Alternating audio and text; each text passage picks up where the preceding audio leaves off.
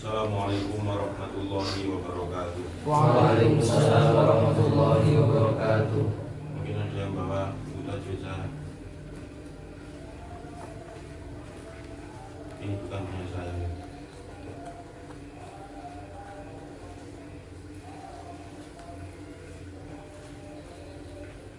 Yang biru.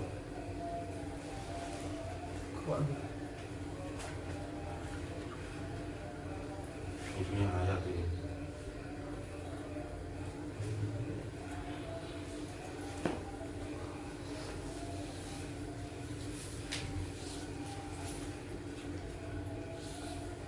Ini juga bukan.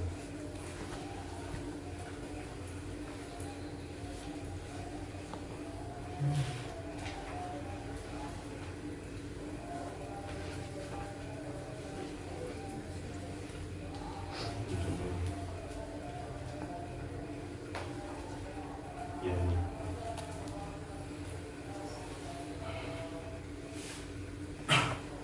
Tadi saya mendengar apa? Biwadin ghairi dzi zar'in 'inda baitikal muharram. Wakaf di situ sudah. Tapi ibtida'nya itu enggak tepat kalau dari zar'in. Itu motong kalimat. Di zar'in, di itu kalau menurut ilmu kan termasuk dia du malin, kemudian du fakin dan sebagainya itu. Ya, maksudnya kalau memang mau ibtidah nggak usah dari zar'in, langsung saja inda baitikal gitu, daripada motong kalimat. Jadi istilahnya di zar'in itu nggak bisa dipisah itu. Mempunyai titik-titik. Di itu artinya mempunyai. Zar'in itu artinya zar'un. Apa namanya? Taman. Jadi mempunyai taman sebenarnya. Tapi kalau mengulangnya dari zar'in, titik taman gitu toh. Taman yang dekat dengan rumahmu atau rumah Baitullah itu maksudnya. Jadi nggak tepat kalau ditidakkan dari zar'in. Lebih baik langsung inda baitikal muharrami. Kalau memang mau lebih jauh lagi ya ghairi dzi, lah itu baru benar. Ghairi dzi biwadin ghairi dzi zar'in. Ghairi itu jadi sifat dari wadun tadi. Biwadin ghairi dzi zar'in inda baitikal muharram. Tapi kejauhan. Ya lebih pasnya langsung saja dari inda baitikal muharram. Misalnya dari baitikal itu bagaimana? Yang kurang baik juga ibtida'nya.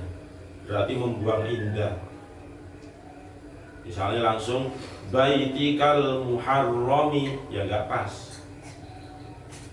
Karena itu susunannya mudhof ilaih. Kalau mudhof ilaih itu enggak bisa dipotong. Ya. Jadi bacanya besok bukan dari zar'in tapi langsung inda baitikal muharrami. Itu ibtidah yang pas dari situ. Sudah, itu tambahannya. Bismillahirrahmanirrahim. Kita lanjutkan materi tajwidnya.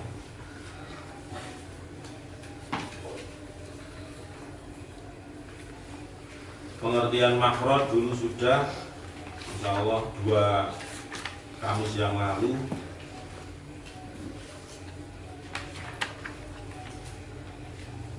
Dan temuan kita waktu itu sudah saya sampaikan ke Kafid MK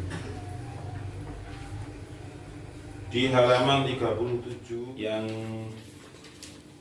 bawahnya antas kunal harf. Antas kunal harfain. Ya, Bismillahirrahmanirrahim. Ayo. Bismillahirrahmanirrahim. menurut pendapat yang masyhur atau terkenal yaitu pendapat Syekh Khalil bin Ahmad An-Nahwi dan kebanyakan ahlul qura dan ahli nahwu termasuk Ibnul Jazari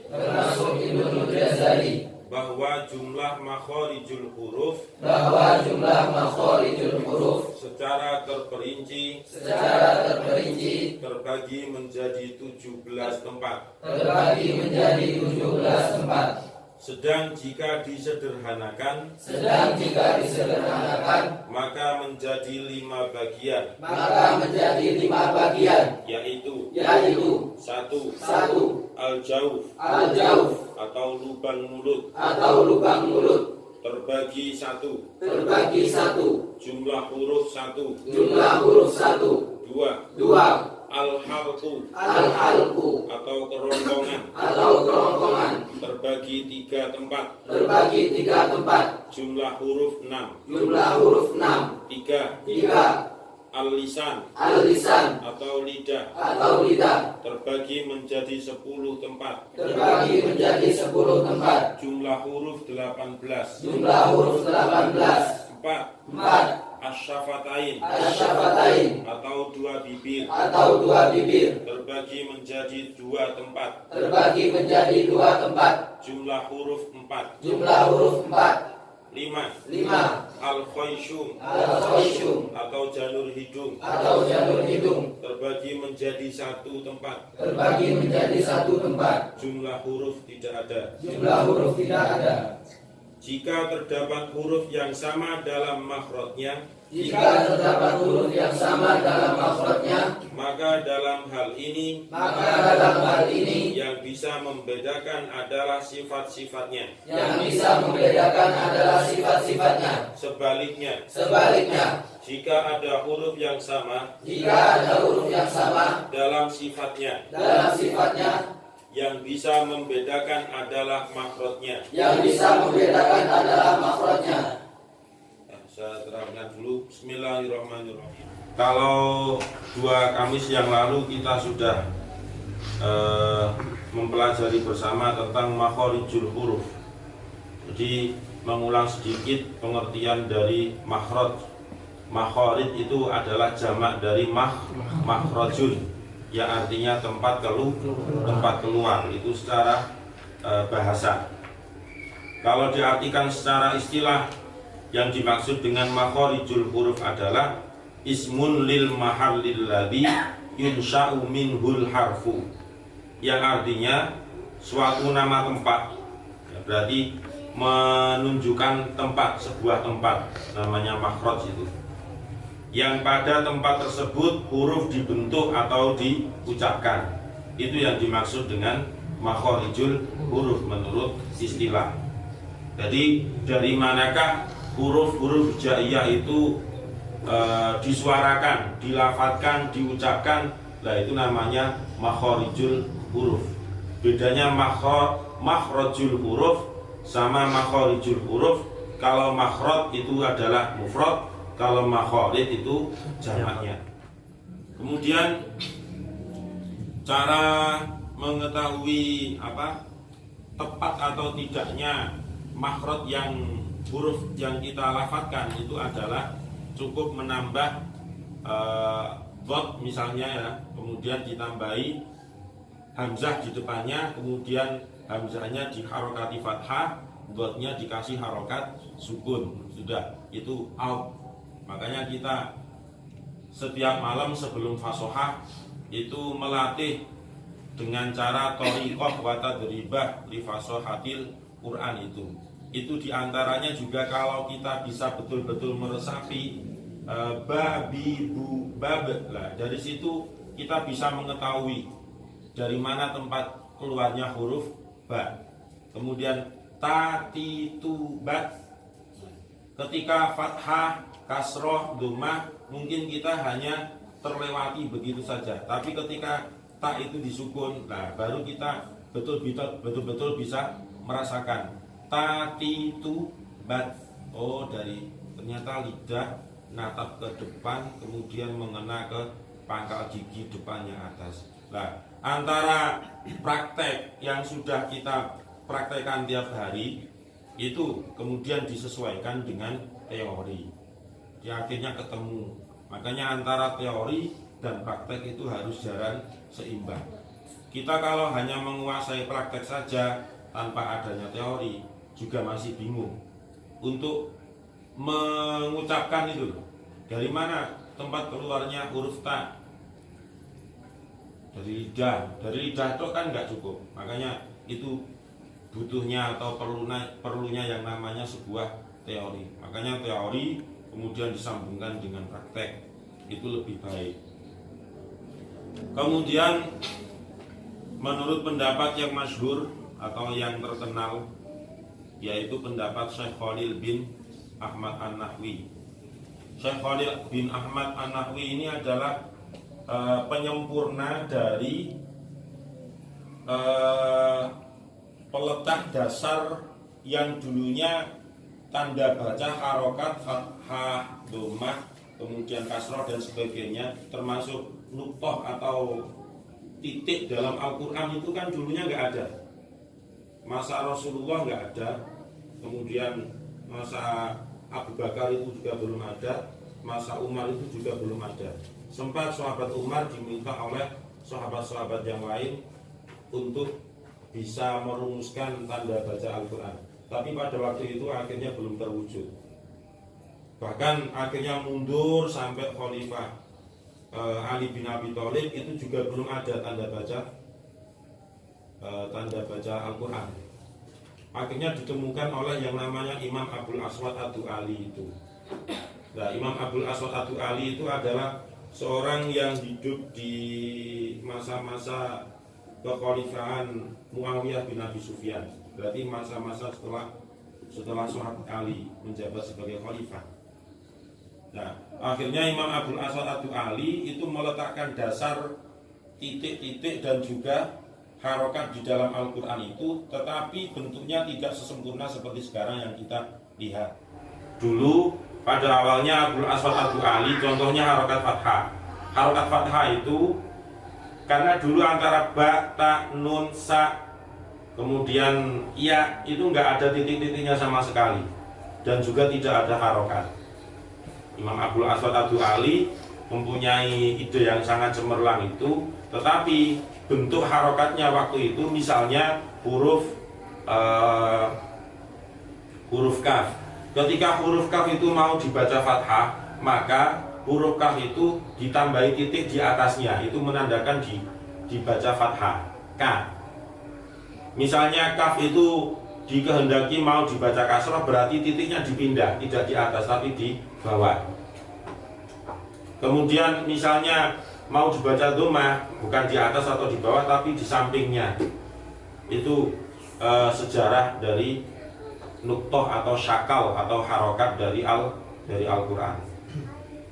Nah, setelah dicetuskan oleh Imam Abul Aswad Ad-Du'ali itu disempurnakan kemudian oleh yang namanya Syekh Khalil bin Ahmad An-Nahwi ini, sehingga seperti yang sekarang kita lihat itu.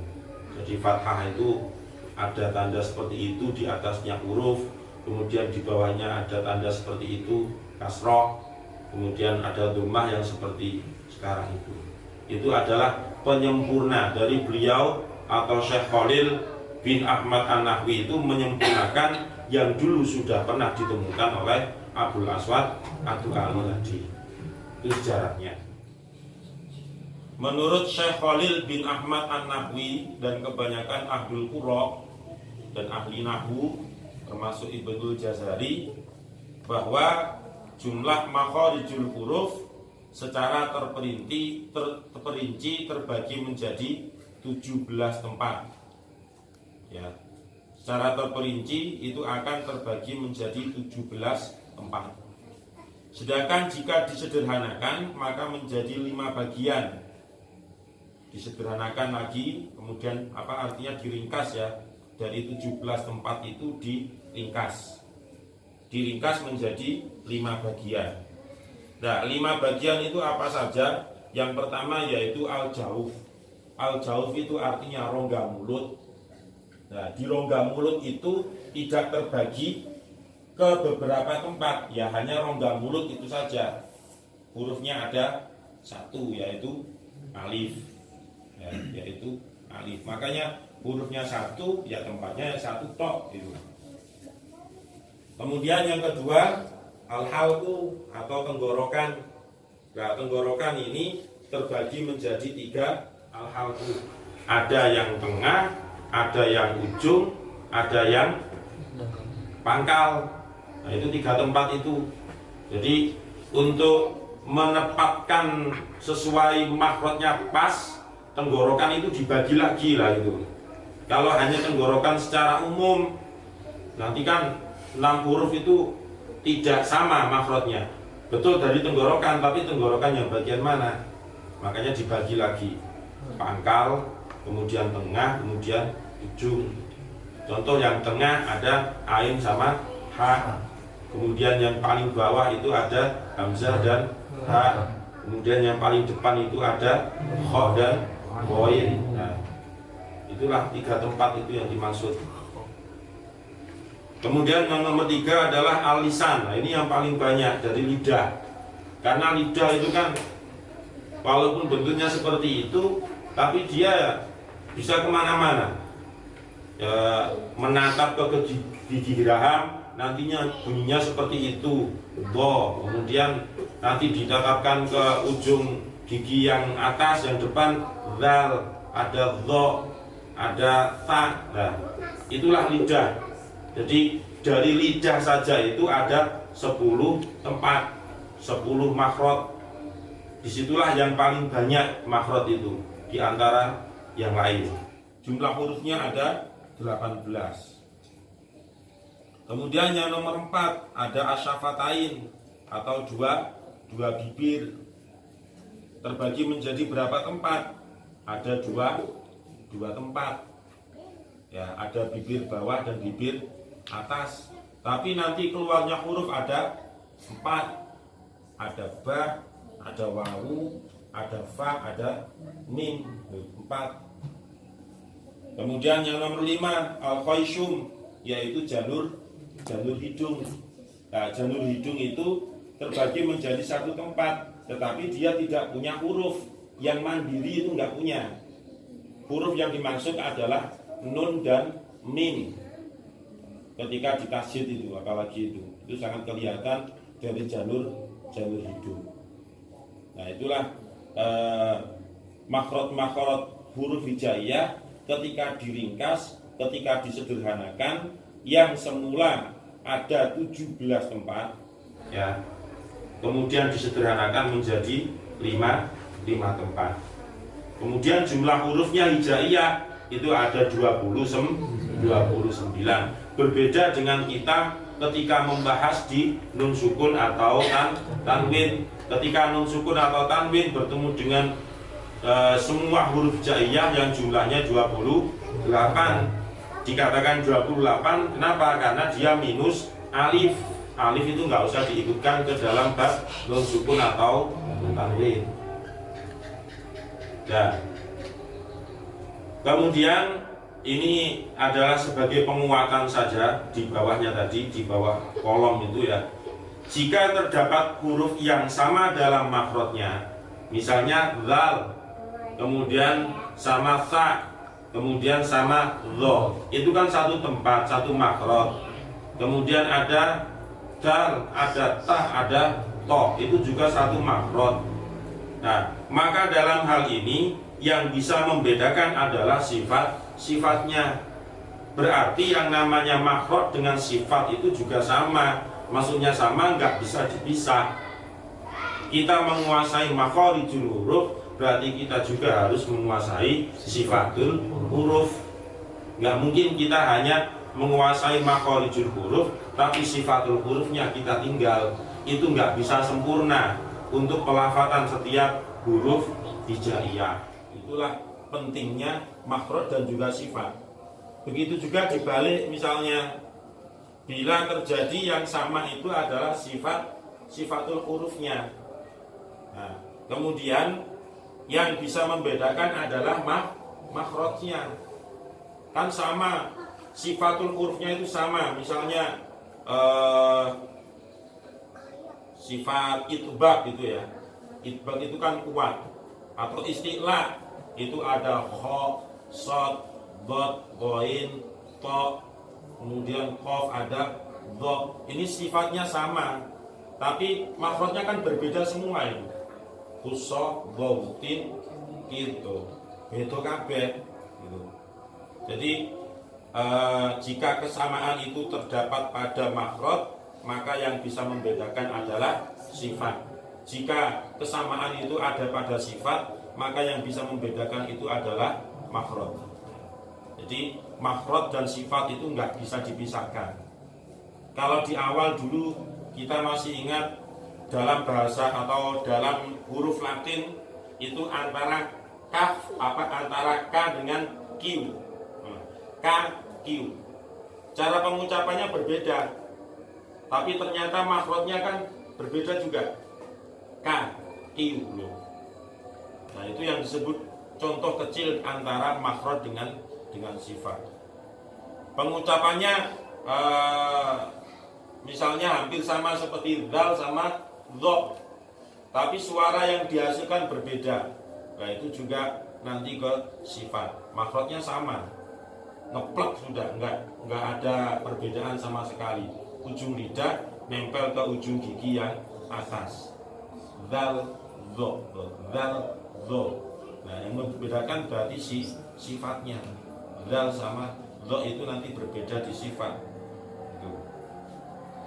Nah itu sebagai penjelasan awal secara global bahwasanya makhorijul huruf itu secara terperinci terbagi menjadi 17 tempat ya, 17 tempat ya. Setiap satu tempat itu tidak tentu jumlah hurufnya yang dikeluarkan, ada yang satu, ada yang dua dan sebagainya. Jadi tergantung dari tempat tersebut. Nah 17 tadi akhirnya diringkas lagi, disederhanakan, akhirnya menjadi 5 tempat. Yang pertama apa tadi? Al-jawf, kemudian yang kedua al-halqu, yang ketiga al-lisan, yang keempat asy-syafatain, dan yang kelima al-khaysyu ya. Coba diulang, yang pertama al-jawf, yang kedua al-halqu, yang ketiga al-lisan, yang keempat asy-syafatain. Asy-syafatain artinya dua bibir. Yang kelima al-khaysyu, yaitu jalur hidung. Nah, ketika kita mengucapkan 5 tempat ini tadi, kalau memang betul-betul mau paham ya, ini karena masih dasar loh ini, mumpung belum kita beranjak ke yang lebih jauh, maka kita harus pahami betul dari sini. Pengertian sudah ya, pengertian makhraj sudah, kemudian dilanjut ke secara global dan juga secara terperinci. Sekarang global dulu, yaitu ada 5 tempat. Nah kalau kita mau menghafal ya, kita ketika menyebutkan itu harus sambil otak kita langsung menuju ke apa yang disebut lah gitu loh. Ya misalnya yang pertama tadi adalah al-jawf. Nah kalau al-jawf masih bingung, diterjemahkan aja. Al-jawf itu adalah rongga mulut, rongga mulut. Berarti di sini sudah tergambar rongga mulut itu al-jawf. Nah, maksud saya itu begini, ketika kita menyebutkan tempat-tempat keluarnya huruf tadi itu yang jumlahnya 5, kita nggak usah membayangkan di luar dari mulut ini gitu. Yang kita bayangkan ya sekitar mulut toh. Nggak usah kepikiran ke kuping, ke telinga, ke mata dan sebagainya, itu kan nggak nyambung. Itu. Kalau kita pengen paham loh ya, mumpung ini masih dasar dan masih awal. Jadi yang pertama adalah al-jawf. Nah, kita bayangkan al-jawf itu adalah rongga mulut. Setelah rongga mulut yang kedua yaitu al-halqu. Berarti ditarik ke belakang sedikit. Oh, berarti kena tenggorokan. Itu al-halqu. Nah, nomor 3 diingat supaya nanti lebih mudah menghafalnya, lebih paham. Pokoknya nomor 3 iki paling akeh. Lah gitu. Berarti paling akeh. Oh, berarti tengah sing iki iso ning dindi iki. Berarti al-lisan itu. Atau lidah. Kemudian yang nomor 4, nah, baru itu ada sangkut pautnya dengan mulut, tetapi tidak ada di dalam mulut. Ada sangkut pautnya dengan mulut, cuma agak keluar sedikit, yaitu dua bibir tadi. Kemudian yang kelima baru keluar betul dari mulut, yaitu al-khayshum, janur hidung. Tapi walaupun sebenarnya secara zahiriyah antara janur hidung dengan mulut itu tidak ada kaitannya, sebenarnya sangat erat kaitannya itu. Kita mengucapkan nun sukun sama nun tasdid sama mim tasdid itu kalau ini dipitek otomatis nggak bisa bunyi tapi makso. Nah itu berarti kan ada beberapa saraf yang memang mesti ada yang menjurus ke dalam mulut, antara jalur hidung dengan mulut. Nah, contoh kalau kita hilak, kemudian ada riak, kemudian itu kan akhirnya keluar kan dari sini. Berarti kan dari tenggorokan bisa mengeluarkan ingus itu melalui hidung. Nah, berarti ada sangkut pautnya itu, tapi di dalam organ tubuh yang dalam sana. Secara zahirnya ya beda gitu. Tapi kenyataannya secara hakikinya ya sebenarnya ada sangkut pautnya. Ya, itu sebagai lanjutan dari makhorijul huruf. Semoga apa yang kita pelajari ini bermanfaat. Kemudian jangan sampai dilupakan. Kalau perlu ya setiap membaca Al-Quran itu sambil diingat sedikit-sedikit secara globalnya saja. Oh, makhorijul huruf itu terbagi menjadi 5 bagian, diurut nama-namanya itu. Nama-namanya saja dulu. Nanti hurufnya kan sudah terperinci nanti kalau sudah masuk ke satu persatu dari makhrajnya ya. Sudah, shadaqallah.